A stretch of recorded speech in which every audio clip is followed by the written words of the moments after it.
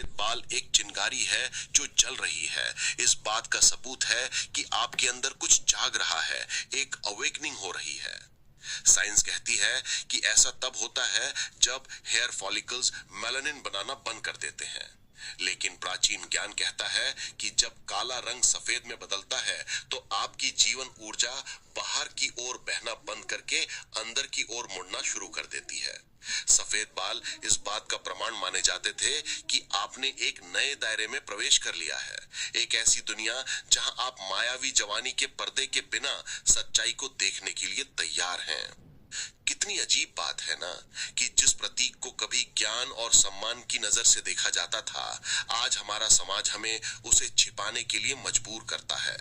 हम करोड़ों अरबों रुपए उन विज्ञापनों पर खर्च करते हैं जो हमें उस चीज को ढकने के लिए मनाते हैं जो कभी पवित्र मानी जाती थी।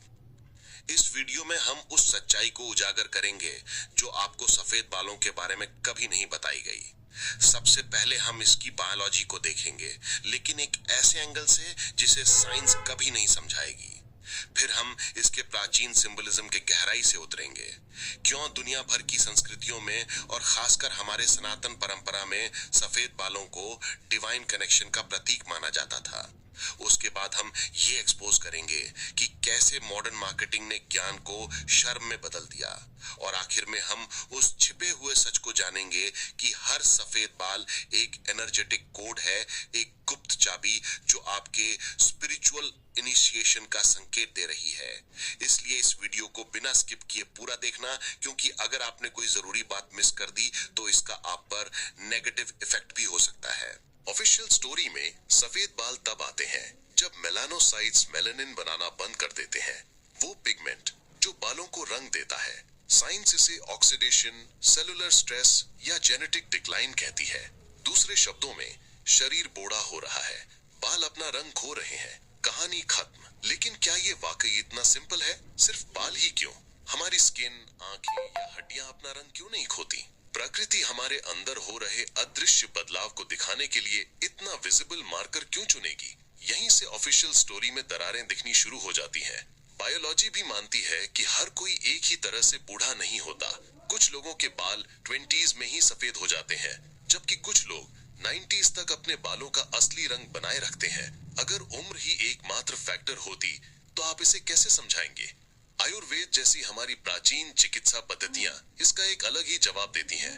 उनके अनुसार बाल हमारे रक्त और हमारी जीवन ऊर्जा यानी प्राण का ही एक एक्सटेंशन है। जब ये ऊर्जा इमोशनल स्ट्रेस, जरूरत से ज्यादा इंडल्जेंस या लंबे समय तक डर में रहने से कमजोर होती है तो पहले वार्निंग साइंस हमारे बालों में दिखाई देते हैं। ये कोई फेलियर नहीं है, ये एक सिग्नल है, एक स्पिरिचुअल अलार्म जो आपको बता रहा है कि आपकी जड़ों में, आपके कोर एग्जिस्टेंस में कुछ गहरा बदल रहा है। और अब सबसे अनसेटलिंग बात, अगर इस लॉजिक को माने तो सफेद बाल सिर्फ ऑक्सीडेटिव स्ट्रेस नहीं बल्कि आपकी आत्मा का स्ट्रेस है। हर सफेद बाल इस बात का रिकॉर्ड बन जाता है कि आपके एनर्जी फील्ड ने क्या क्या सहा है, उन एक्सपीरियंसेस का एक निशान जो न सिर्फ आपके सेल्स को बल्कि आपकी गहरी मेमोरी को भी बूढ़ा करते हैं।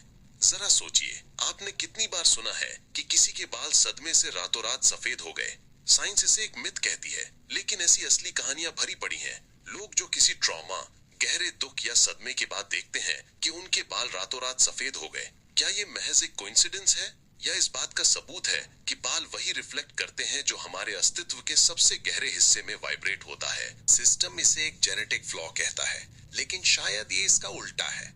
ये एक एक्टिवेशन का संकेत है, एक संदेश कि आपका शरीर अब अपनी सारी ऊर्जा सतह और अपीयरेंस पर नहीं लगा रहा है, बल्कि इसे अंदर की ओर गहरे लेवल्स पर डायरेक्ट कर रहा है। ये पोलैरिटी में एक शिफ्ट है, बाहरी से भीतरी, मटेरियल से स्पिरिचुअल की ओर। और ये हमें अगले सवाल पर ले आता है, प्राचीन संस्कृतियों में सफेद बालों का क्या मतलब था? आज जहां हम इसे डाई से ढकते हैं, वहीं वे इसे शक्ति के प्रतीक के रूप में पूजते थे। जिसे हम एक डिफेक्ट के रूप में देखते हैं, वे उसे स्पिरिचुअल अथॉरिटी के रूप में सम्मान देते थे। पिछले सेक्शन में हमने देखा कि जिसे साइंस एक जेनेटिक फेलियर कहती है, वो असल में एक एनर्जेटिक कोड हो सकता है, कुछ ऐसा जो हमारे पूर्वज पहले से ही जानते थे और इसीलिए उन्होंने कभी भी सफेद बालों को एक कमी नहीं माना। इसके विपरीत प्राचीन संस्कृतियों में सफेद बाल इनिशिएशन का यानी दीक्षा का एक संकेत था, स्पिरिचुअल पावर का एक साइलेंट बैनर। दुनिया भर की परंपराओं में ज्ञानी पुरुषों के चित्रण को देखिए। हमारे वेदों के रचयिता ऋषि व्यास, महान तपस्वी ऋषि अगस्त्य या फिर भगवान शिव स्वयं जो आदि योगी हैं, सभी को सफेद या चांदी जैसी जटाओं और दाढ़ी के साथ दिखाया गया है। क्या आपको लगता है कि ये कोइंसिडेंस है? नहीं, ये दिखाने का उनका तरीका था कि उन्होंने एक अदृश्य सीमा को पार कर लिया है, अनुभव की, आंतरिक दृष्टि की और अनसीन से कनेक्शन की। पूरब में हमारी सनातन परंपरा में सफेद बालों को जीवन ऊर्जा का ट्रांसफॉर्मेशन माना जाता था। डीके नहीं, बल्कि एक संकेत की वाइटल एनर्जी अब जवानी को बनाए रखने पर नहीं, बल्कि गहरे स्पिरिचुअल चैनल्स को खोलने पर केंद्रित है। सफेद रंग खाली पर नहीं, बल्कि प्रकाश की पूर्णता का प्रतीक था, सात्विकता का रंग। हिंदू धर्म में ऋषि मुनि वे संत जिन्होंने चेतना के उच्च स्तर को प्राप्त किया, उन्हें लंबी सफेद दाढ़ी के साथ दिखाया जाता है, जो परमात्मा के साथ उनके संबंध का जीता जागता प्रमाण है। अमेरिका के मूल निवासियों ने भी इसे इसी तरह समझा। माया और नवाजो जैसी जनजातियों के लिए सफेद बालों वाले बुजुर्ग कलेक्टिव मेमोरी के संरक्षक थे। उनका सम्मान सिर्फ उनकी उम्र के लिए नहीं था, बल्कि इसलिए था क्योंकि उनके बालों से पता चलता था कि उन्होंने जीवन के तूफानों, दुखों और विजन्स को सहा है और एक गहरी वाइब्रेशन लेकर उभरे हैं। कई परंपराओं में सफेद बालों को पूर्वजों का रंग माना जाता था। In diesem Video möchte ich dir erklären, wie du es schaffst,